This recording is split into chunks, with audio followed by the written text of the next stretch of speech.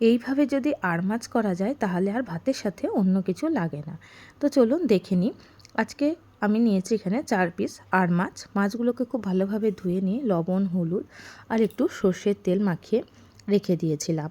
আর এদিকে মশলাটা করার জন্য আমি নিয়ে নিয়েছিলাম একটু পোস্ত আর কালো সর্ষে।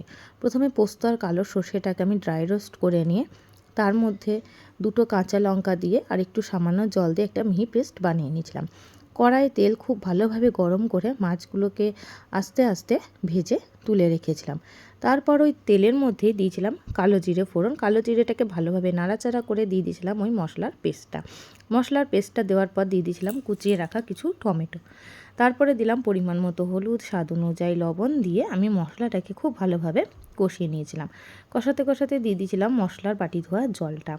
সমস্ত কিছু ভালোভাবে কষিয়ে নিয়ে মশলার মধ্যে দিয়ে দিয়েছিলাম মাছগুলো। মাছটা দিয়ে মাছটাকে মশলার সাথে খুব ভালোভাবে কষিয়ে নিয়ে দিয়ে দিয়েছিলাম পরিমাণ মতো জল। জলটা দেওয়ার পর খুব ভালোভাবে মশলার সাথে মিশিয়ে নিয়েছিলাম। দেখুন গ্রেভিটা ফুটে উঠলে পরে আমি নামানোর আগে ওপর থেকে দিয়ে দিয়েছিলাম কাঁচা সর্ষের তেল। ভিডিওটি ভালো লাগলে অবশ্যই লাইক, কমেন্ট, শেয়ার। ধন্যবাদ।